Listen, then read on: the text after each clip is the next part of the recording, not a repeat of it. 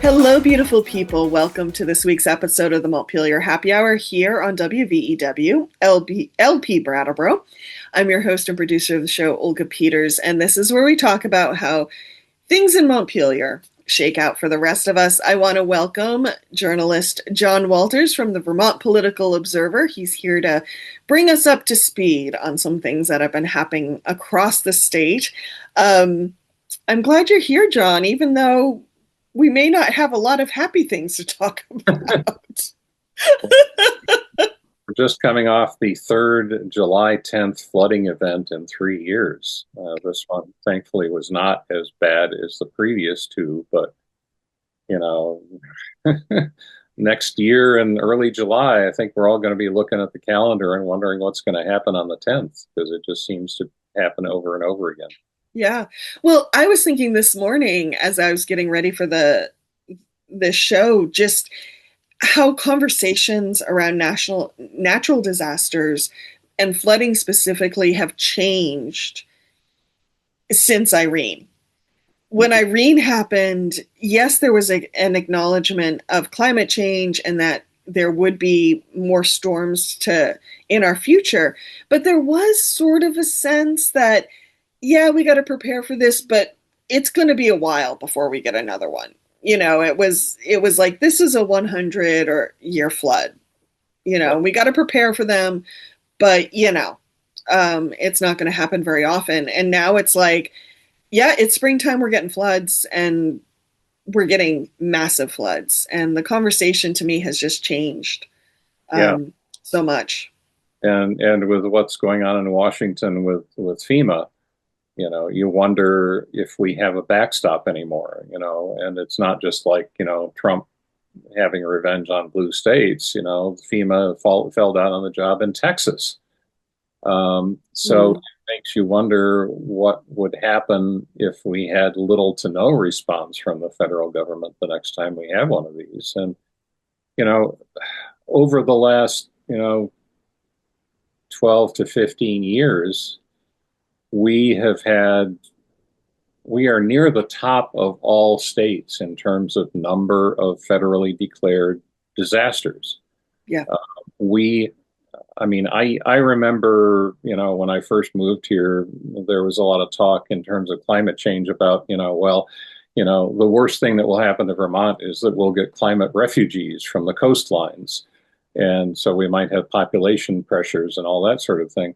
But it turns out that our topography is kind of a natural for flooding because, we have mountains, we have valleys, and our cities and towns are mostly in the valleys along rivers. And, you get huge rainstorms. I saw rainfall totals as high as 5 inches on July 10th this year. And you get that much water washing down off the hills and the mountains, and you're going to get floods that are going to wipe out, highways and even communities. And, thankfully, as far as I have seen so far, we're recording this on the 11th, the damage is not nearly as bad as it was the last 2 years. But, we may be seeing this. We seem to be seeing it routinely already. And it may be only getting worse, and we might be on ourselves without being able to depend on much help from the feds. Yeah.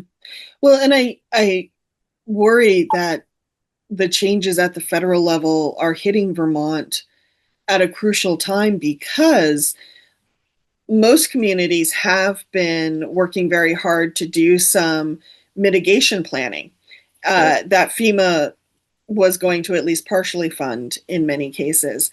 And that mitigation planning is really important because that's the planning that makes the bigger culverts and widens the bridges and makes things more resilient when the floodwaters do arrive.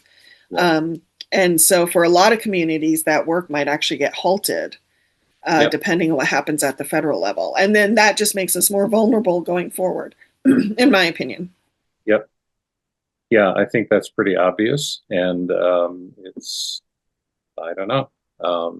It's one more pressure point for Vermont, and we have a bunch of them. That's Very accurate and kind of gruesome way of putting it. Thanks, John.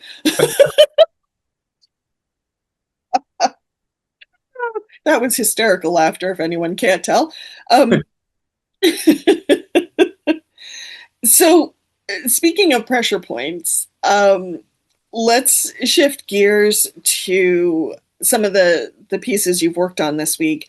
And one of them that I knew was coming, and unfortunately, I think a lot of people knew was coming, was the the ramping down of the motel program, and about, was it 800 people? Yeah, Or more or less, more including or about less. 100 children, Mm-hmm. if serves. And a lot of people who are highly vulnerable were exited from the motel voucher program. I heard some pretty gruesome descriptions. If you followed the press coverage of this, a lot of people were exited on July 1st. Um, and if you followed the press coverage of this, you read some really appalling stuff. Yeah. A woman evicted from a motel in Rutland who is 8 months pregnant and is trying to work out where she thinks a friend of hers can give her like a junked car to sleep in. And she's worried not so much about where she's going to stay. That's like, well, I'll deal with it. But she's worried about her baby being taken from her after it's born because she's homeless. Mm-hmm. She doesn't have shelter. So that's what's concerned her. And I also I read accounts of like people who are bedridden or using oxygen machines or in active cancer treatment, highly medically vulnerable people who Mm-hmm. the governor says over and over again that he's dedicated to protecting our most vulnerable. He's not. He's failing if that's his goal. We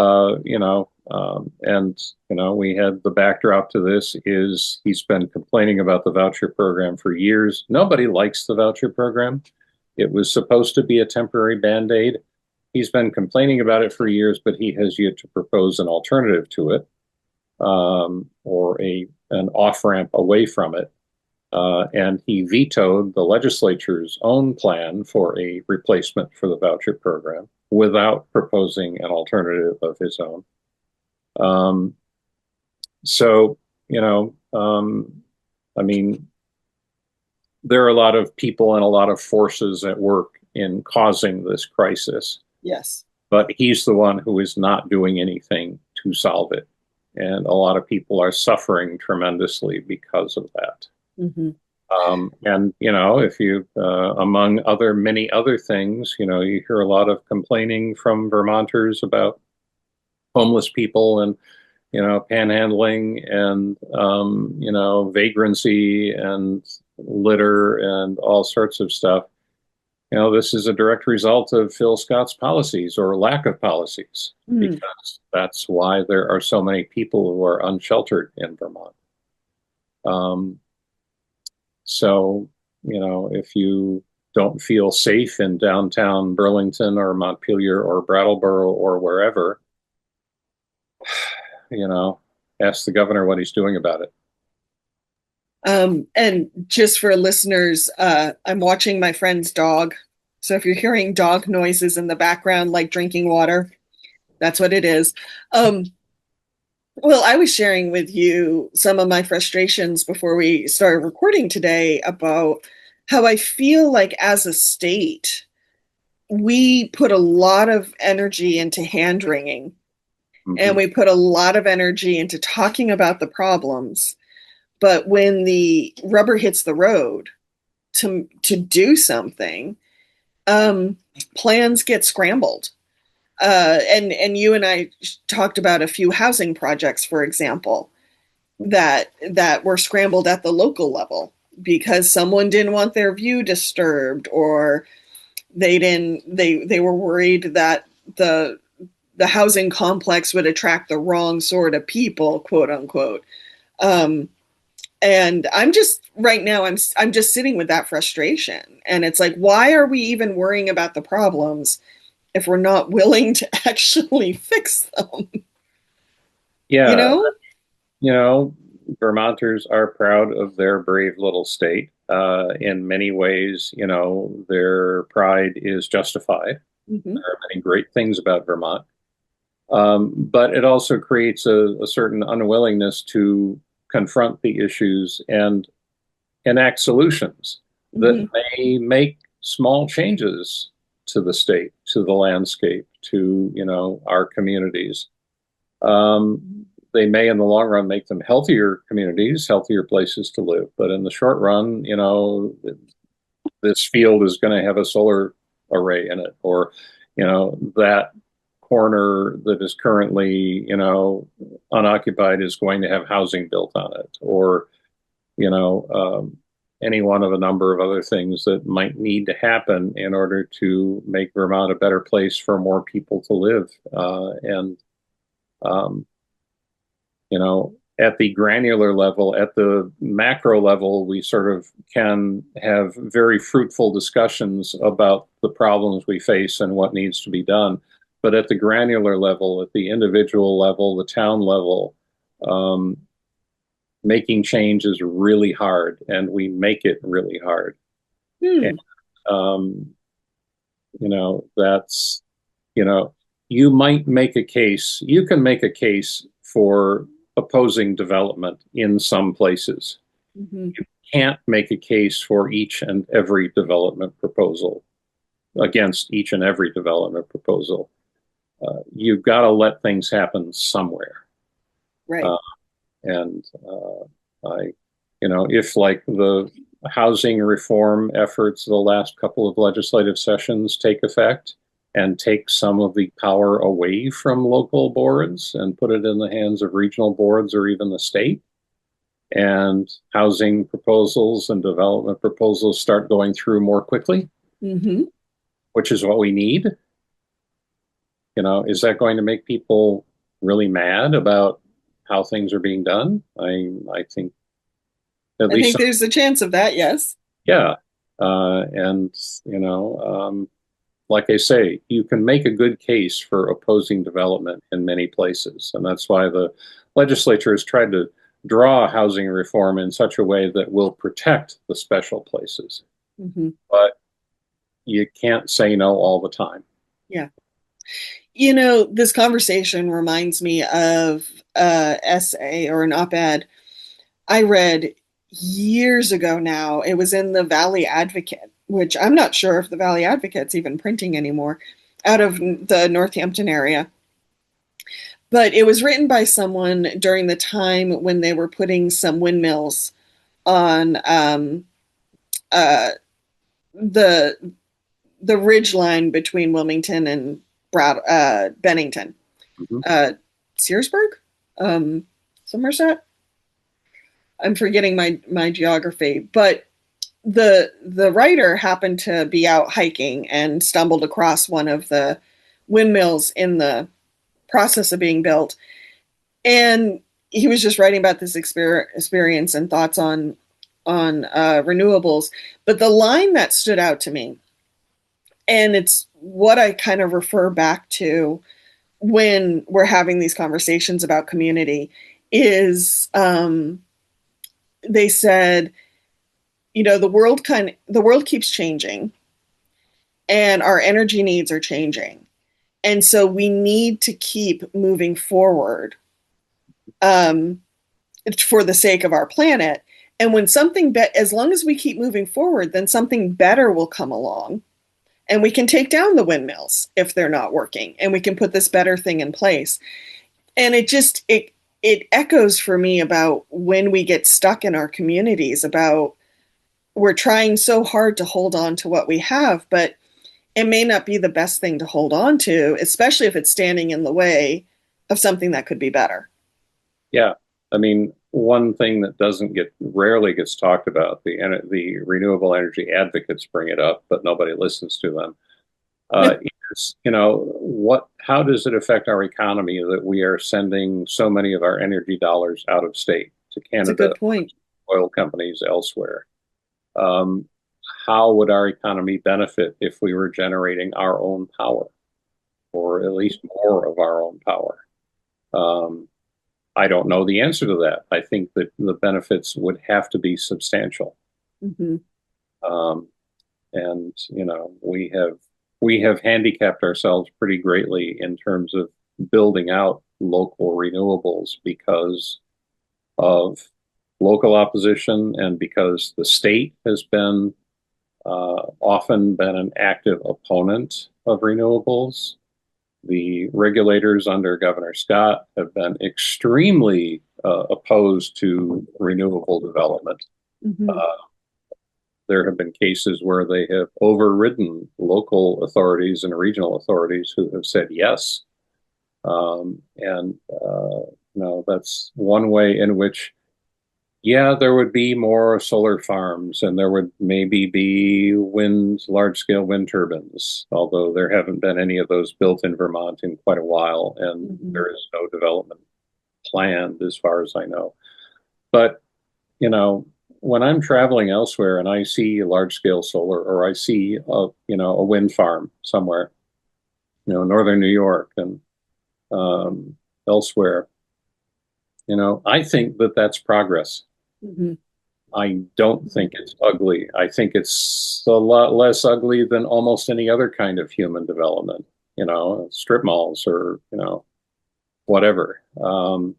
So uh, anyway, I think we need to adjust our thinking, and that is a difficult thing for Vermonters to do because we cherish our state so much and we cherish our community so much that we don't make good judgments about what's a positive change overall and what's a negative change. Mm-hmm. Yeah, I think you really hit the nail on the head there, John. I would add, just out of sympathy, I do want to acknowledge that I think there are some communities who are afraid of change because change has not always been good for them. Yeah, For example,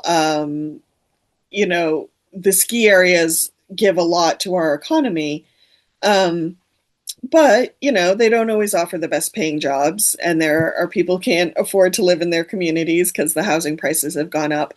Um, so sometimes development has, in some cases, left other communities behind.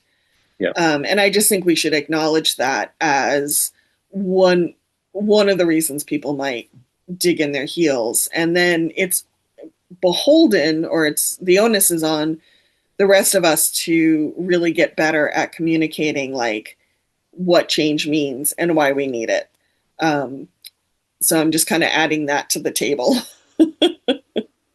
yeah.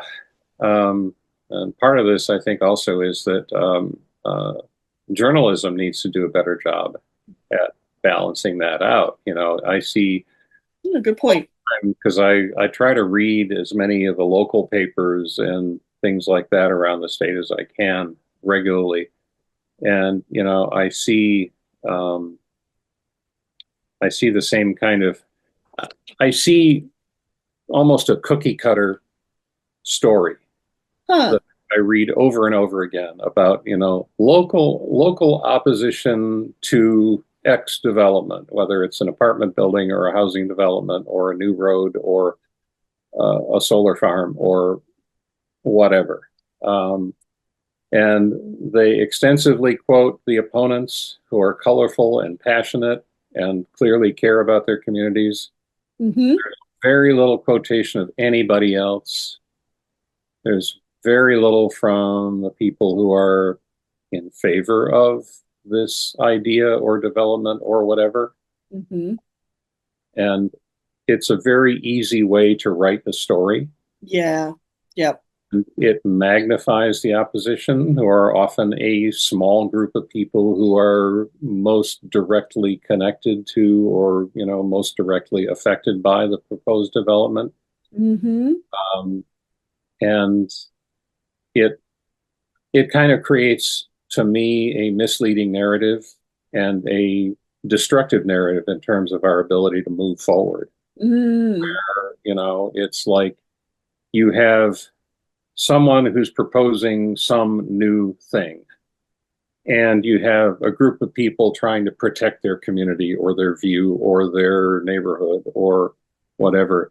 And those people kind of wind up, whether the reporter actually means it or not, they come off as the sympathetic figures. They are the Davids, and the developer is the Goliath.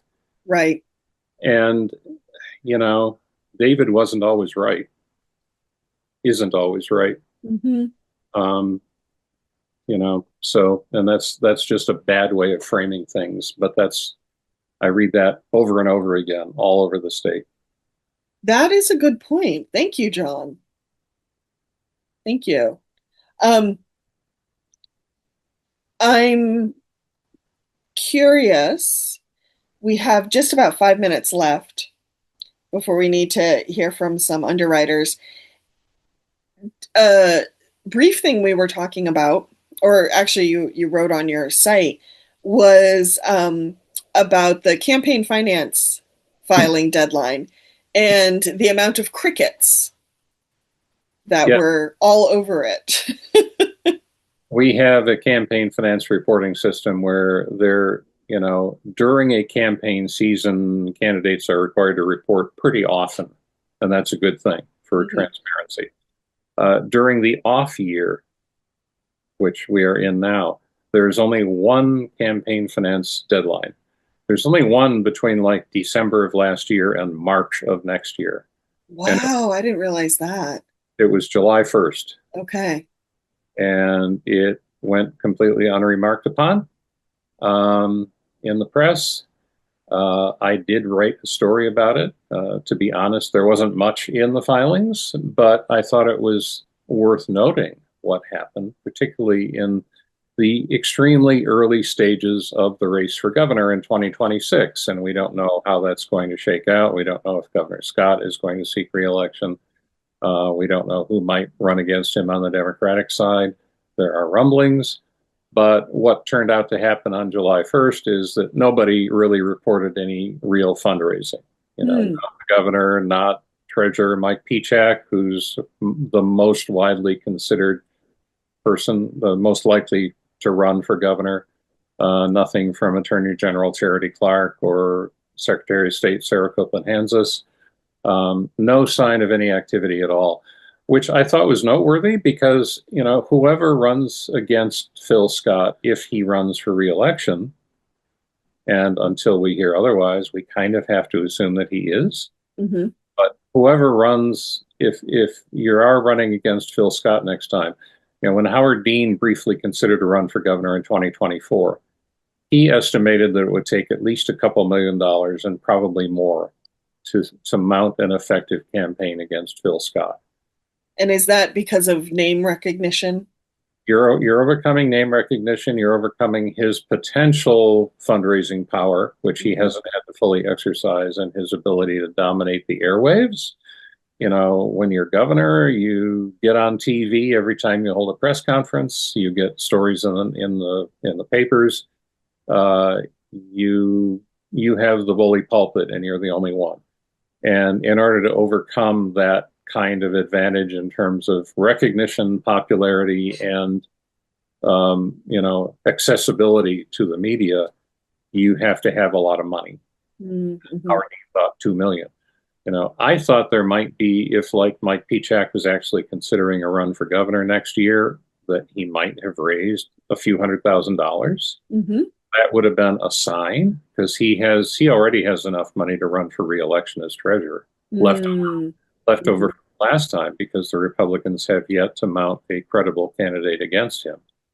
Um, so if he had come in with like 200 or 300,000 or $500,000 or whatever, that would have been a sign that he's cooking something up.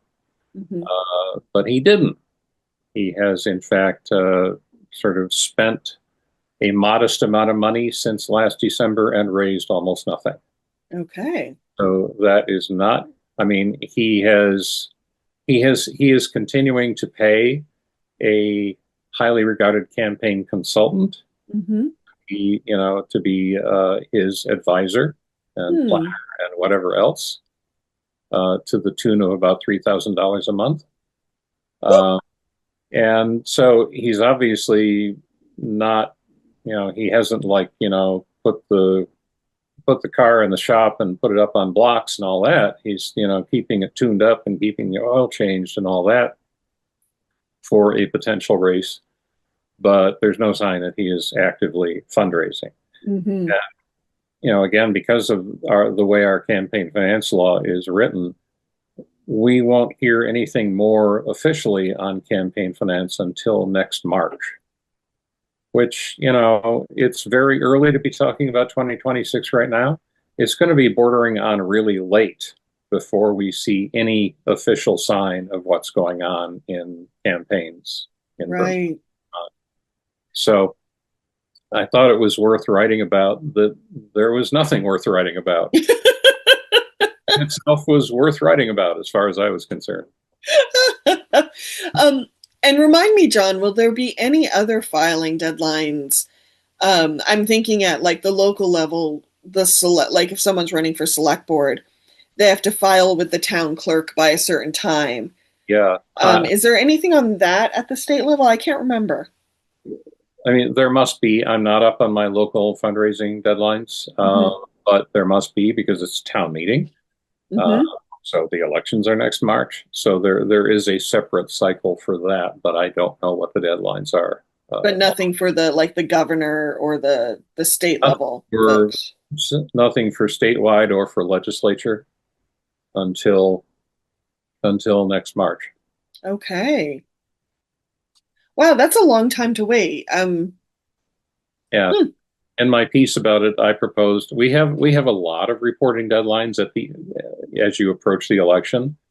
There's like two in October and one just before the election and one just after the election, and that's a lot of paperwork for candidates. And I propose that we eliminate one of the Octobers, sort of shift the calendar around so that Hmm. the October November reporting deadlines are a little more spread out, but still allow for the transparency that you want, and add another deadline like in the winter or spring of the campaign year so that we get an earlier read than March for who might be running for what, who's thinking about running for what. But Mm-hmm. I don't think the legislature is going to listen to me, but got me from writing about it. Well, thank you, John. The Montpelier Happy Hour on WVEW LP Brattleboro will be right back. Welcome back to the second half of the Montpelier Happy Hour here on WVEW LP Brattleboro. I am your host and producer of the show, Olga Peters, and if you're just joining me, I am speaking with John Walters, who is the journalist behind the Vermont Political Observer. You can find it at the vpo.org. Before we dive back into our conversation, I want to thank BCTV for taking the video version of the show, sharing it with other media centers around the state, and remind everyone that the views and opinions of those on the Montpelier Happy Hour belong to the host and the guests and no one else. So you just send the emails to John and I after you hear this conversation. We'll take rants, we'll take raves, we'll even take compliments if you feel like sending them. So, John, in the first half of the show, we were talking a lot about, communities and journalism and cutbacks to the motel voucher program. And I want to switch gears a little bit to something that was very big in my neck of the woods. And yet you're kind of like, not sure it's as great as we say it was. And that's the new legislation that's removing taxes and the need to pay taxes on military pensions. Mhm. Folks in my neck of the woods, Representative Laura Sibilia was one of the people who really kind of has been pushing this legislation for years. There's a lot of people who are very excited about it, saying it's a great way of attracting more people to Vermont.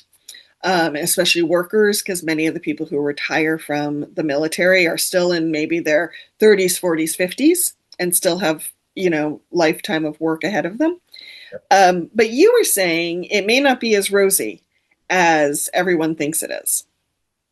Yeah, and I'm not saying it's necessarily a bad thing. Mm-hmm. I'm not saying it's not worth, honoring our military veterans who have served their country. I have people in my family who served their country, and I Likewise. honor what they did. At least, I would have had an uncle, except that he enlisted in the Navy at age 15. He lied about his age and died up on board a submarine during World War II. Mm-hmm. So, this is not against the military, but a lot of the arguments that have been made about this tax exemption are vastly overblown in my mind. Mm. We'll start with a broader point, which is for all the talk about taxes driving people away or attracting people to low tax environments, there is precious little actual evidence that tax policy by itself makes a measurable difference in population Mm. or in decisions on where to move. I mean, it's not to say that some people don't move to Florida or even New Hampshire to avoid state taxes, but the number of people who do that, it just doesn't show up in the statistics. It's not a big enough number. The number of people who move into Vermont roughly are equal to the number of people who move out. Mm-hmm. Since the pandemic, in-migration has actually been higher. Uh, there is no sign. I mean, the most obvious example of that is Vermont versus New Hampshire. New Hampshire doesn't have a state income tax at all. But there is no sign that there is a vast number of people, or even a measurable number of people, who move from Vermont to New Hampshire. It's about even both ways, in fact.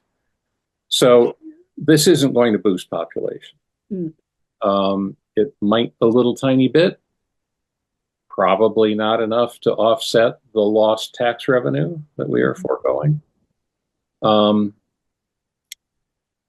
and the other thing about this, and I was not aware of this because I am not a veteran, Mm-hmm. but I heard about it from Jeff Danziger, the political cartoonist, Mm-hmm.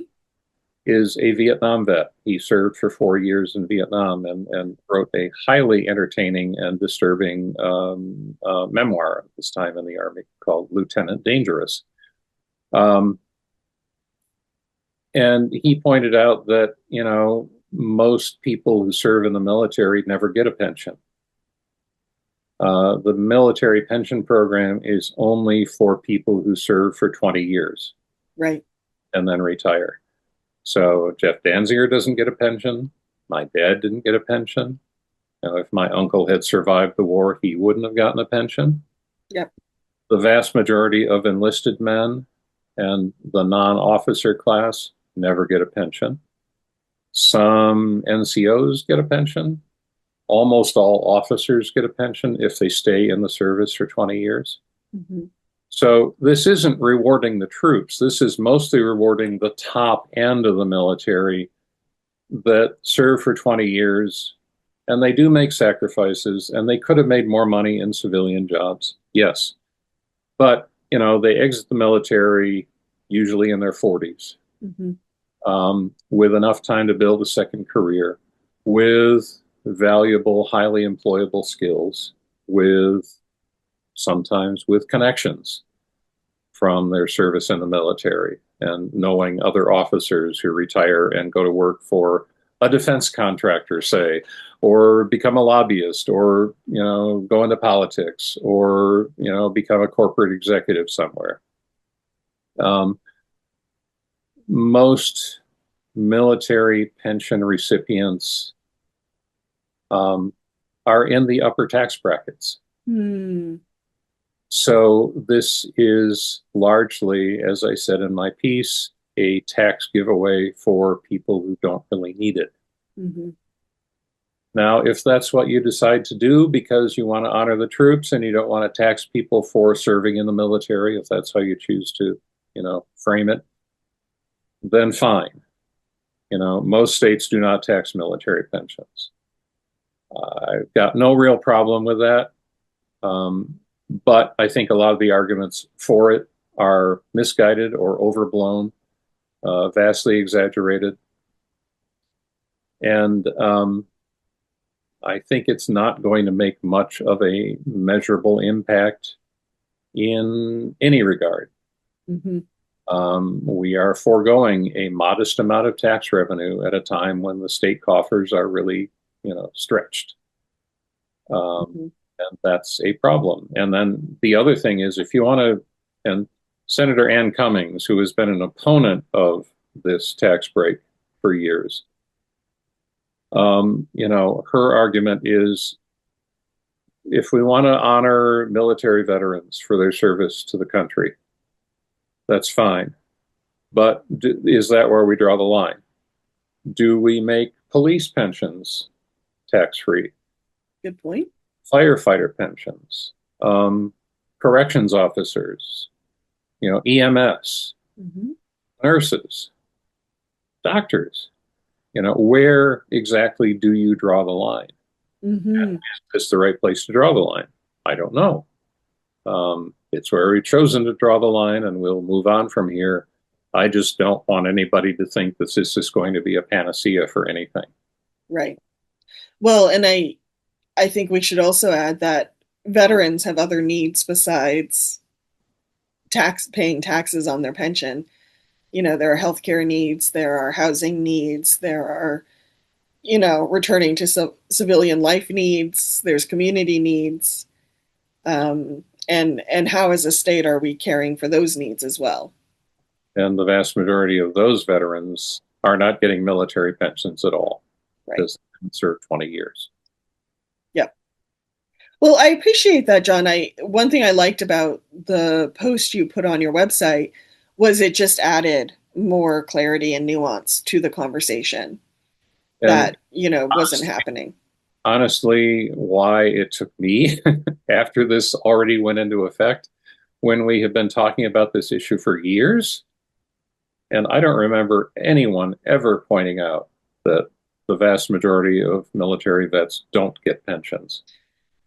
Yep. Well, yeah, a huge thank you to Jeff in this situation because it's a great reminder of how as journalists we can only give the community the information we have and why it is important for sources to provide the other their own experience to help us understand the situations better.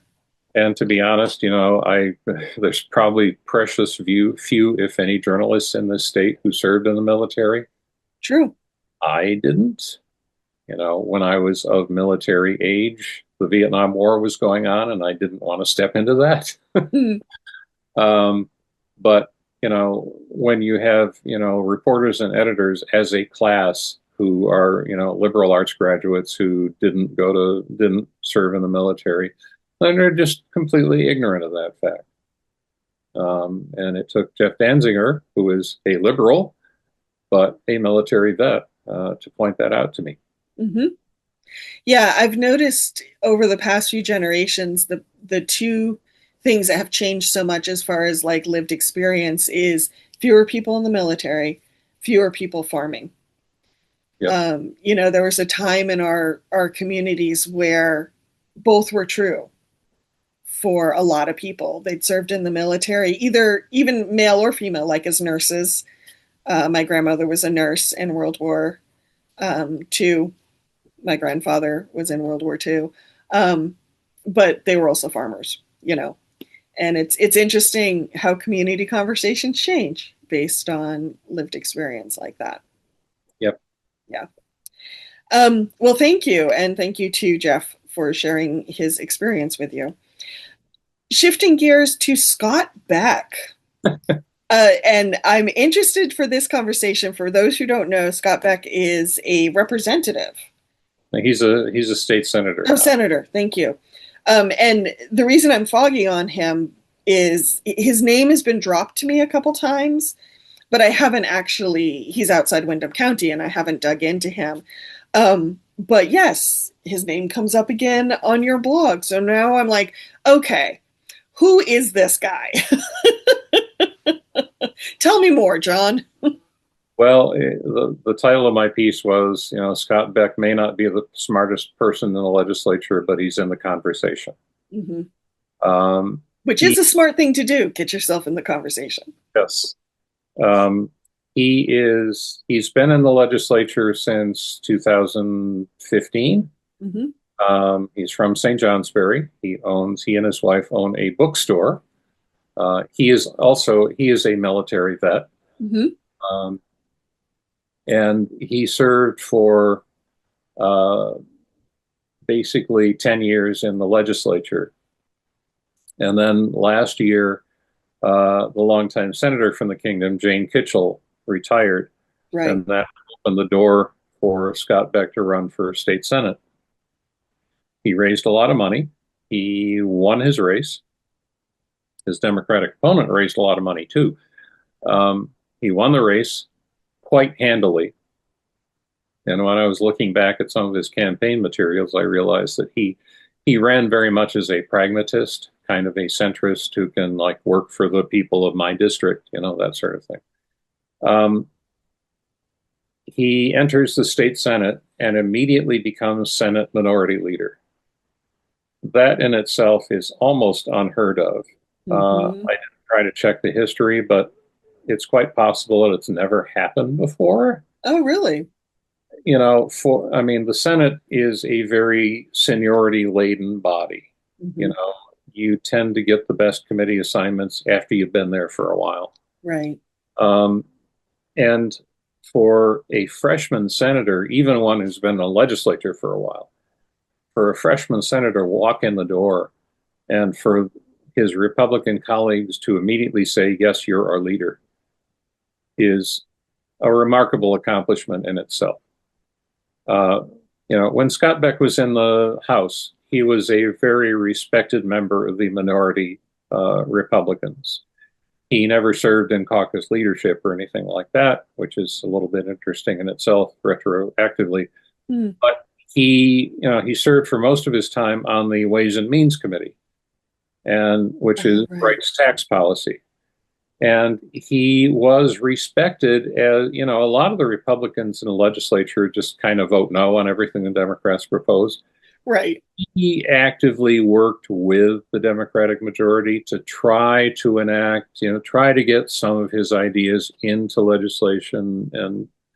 And he was a positive force, even though he was a member of the minority party and, often a very tiny minority. Hmm. Um, Anyway, he enters the Senate. He immediately becomes minority leader, leading a caucus that's mostly brand new people. The Republicans went from Senate 7 senators to 13. Um, and so he had a lot of new people to herd in the sense of herding cats. And as far as can be told, he did a really good job. He held Hmm. the caucus together. They voted as a group.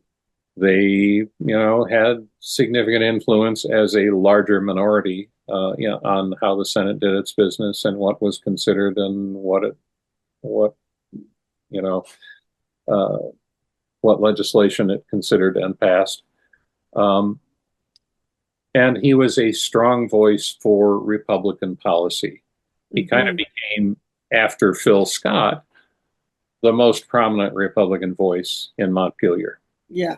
Yep. Um, then, we're coming down to the end of the session. The education reform bill is, the House and Senate are, at loggerheads on what kind of reform bill to pass. The House and Senate form a conference committee, 3 people from each body, Hmm.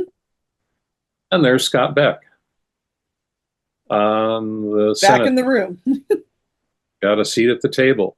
And actually, he and Seth Bongartz, a Democrat from Manchester, worked very closely together to propose versions of education reform. Both men, we have talked about this before, both men have deep ties to private schools Right. that have a lot of, public tuition students in them. And he and Bongartz worked very hard to to promote legislation that would protect the interests of these private schools, Mm-hmm. the big ones. The final legislation protected, actually cut the number of private schools that can get public tuition dollars, but Right. very much protected the big boys. Um, so anyway, he was extremely influential. Usually, you have like the minority member on the House side, Mm-hmm. Representative Chris Taylor. I don't remember ever seeing him speak. Um, but there were Beck and Bongarts very much driving the conversation on the Senate side and basically forcing the House to come up with a proposal that would meet their approval. Right. Um, and what they were proposing was very different from what the Senate itself passed. Yes. So anyway, we're getting to keep on the Scott Beck trail here. Beck was extremely influential, more so than you would expect a minority member to be in the final negotiations. Mm-hmm. Part of this bill is setting up an 11-member task force that is supposed to propose new school district maps for the entire state and much larger districts generally Yes. than what we have now. This is a politically fraught, only in journalism word, effort. By December 1st, they are supposed to come up with up to 3 different maps for the legislature to consider next year. Mm-hmm. Um, the most likely outcome in the legislature is that they will draw their own map anyway, but But it's good to have a starting point. 11-member commission. The governor appoints 1 person. The House and Senate each appoint 5. From that 5, 3 of them can be sitting members of the House or Senate. Well, the Senate got to appoint 5. 3 of the 5 could be members of the Senate. The other 2 had to be former educators. There were certain ways of defining what that means: superintendents, district officials, Right. whatever. Um, so the Senate announced its 5 members, and there was Scott Beck. Back again. The only Republican from the Senate on this task force that will draw new district maps. Mm-hmm. So he's again made his way to the front of the room, Mm-hmm. and he's again got a seat at a very small table. So I just thought it was a remarkable run of success for a person who was very little known on a statewide stage until this year. Mm-hmm. It's been an amazing session for him Right. personally. And as I wrote, I think that he has to be seriously considered as a potential Republican nominee for governor whenever Phil Scott decides to step aside. Even ahead of the lieutenant governor? I think so. Okay. I think Lieutenant Governor John Rogers has some big holes in his game. Hmm. I think that he would have, because he's a former Democrat, I think if he were in a Republican primary, I think he would have trouble winning it. Mm-hmm. If it was a I see your contested point. primary. Yeah. Scott Beck has very much, created an image, which, there's a lot of truth in it. Okay. Yeah. But I was talking about it as an image of a pretty orthodox Republican Mm-hmm. who will be a forceful advocate for Republican policies, who will be a successful advocate for and a persuasive advocate for Republican policies, but who has also amassed a record of working effectively with the Democrats when need be.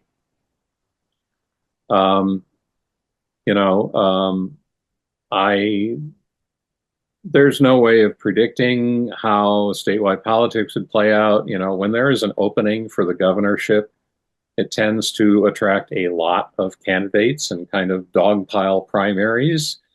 My favorite of which, in my own experience watching politics in Vermont, is the 2010 Democratic race when Jim Douglas retired, and Right. five Democrats entered the primary. Mm-hmm. The final result was stunningly close. Mm. Peter Shumlin won with like 26% of the vote. Yeah. Doug Racine, the former lieutenant governor, former human services secretary, was like 2 percentage points behind him. It Point. was close. Yeah. And there were two other candidates, Gay Symington and Matt Dunn, who were above 20%. Mm-hmm.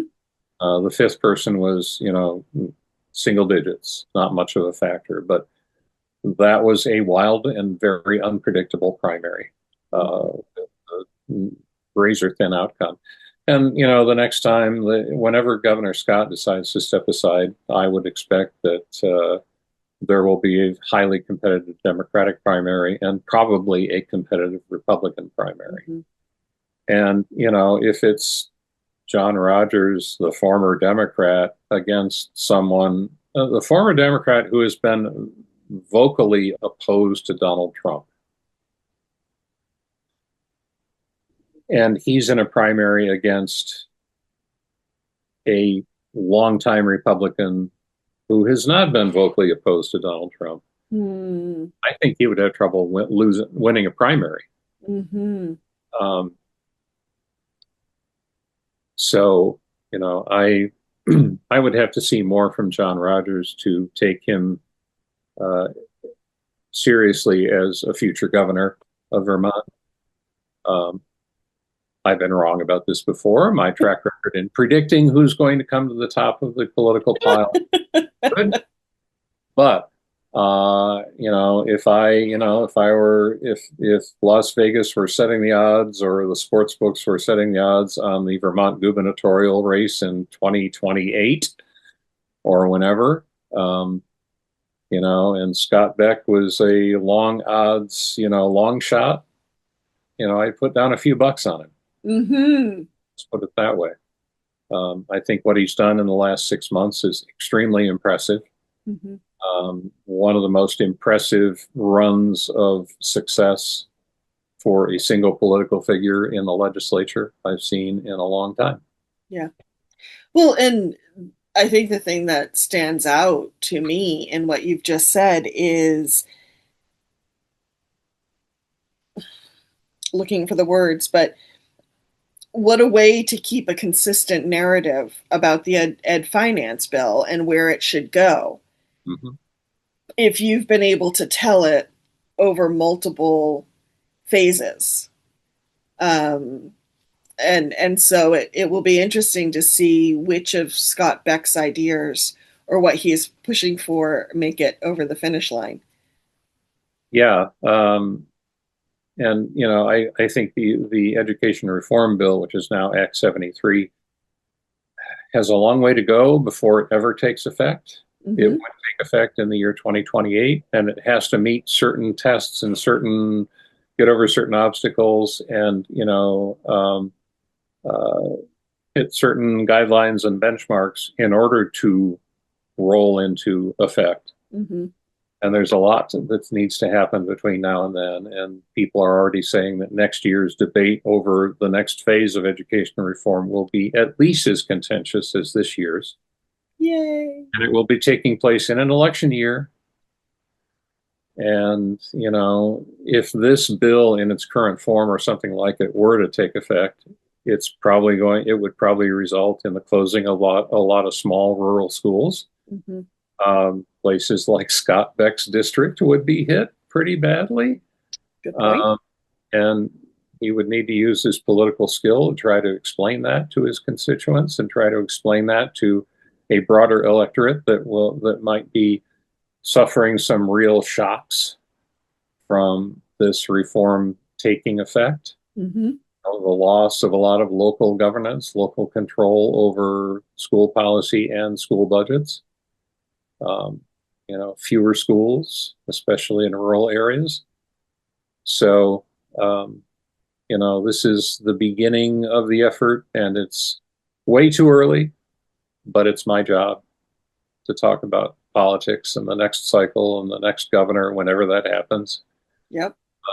And I think, uh, there is an upward arrow next to Scott Beck's name in the charts.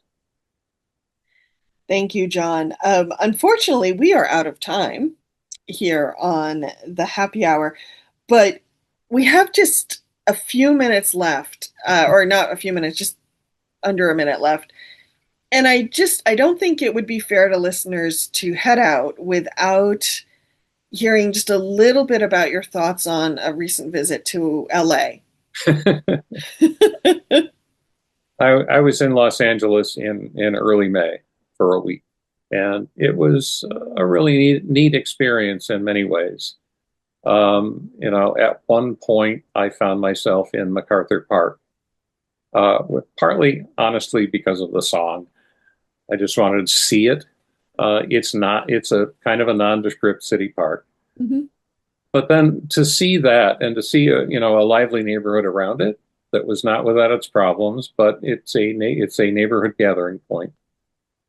And then to see the pictures of the ICE troops, barging through this peaceful park for no good reason. Mhm. They didn't arrest anybody. There was no crime to be prevented. There wasn't even a protest to kick people around. They just marched through the park and left. They didn't arrest anybody. They didn't detain anybody. It was a show of force. They probably scared a lot of people. Yeah, this is one of the most ethnically diverse neighborhoods in Los Angeles. And I'm sure that's not a coincidence. So, to see those pictures in a place that I had just been to made it real to me in a Hmm. way that's, if it's just some place somewhere else far away, it's not. And then, to be reading about the big bill that Trump just signed into law that's going to vastly increase the amount of money for border enforcement. It's going to, like, ICE is going to be able to, like, at least close to triple its enforcement force. It's going to be a lot more detention centers operated by for-profit companies like CoreCivic. Uh, it's just going to be much more intense. It's going to be the biggest, by far, the biggest sort of law enforcement agency in the federal government. And the way Trump has used ICE so far, it's going to get a lot worse. It's going to get a lot more widespread. Um, you think that farm workers in Vermont are worried about just like driving to the store? Um, it's going to be worse. Is he going to start sending ICE troops in, battle regalia and face masks to the UVM campus to break up a protest or round up international students? I have to think that that's a very real possibility.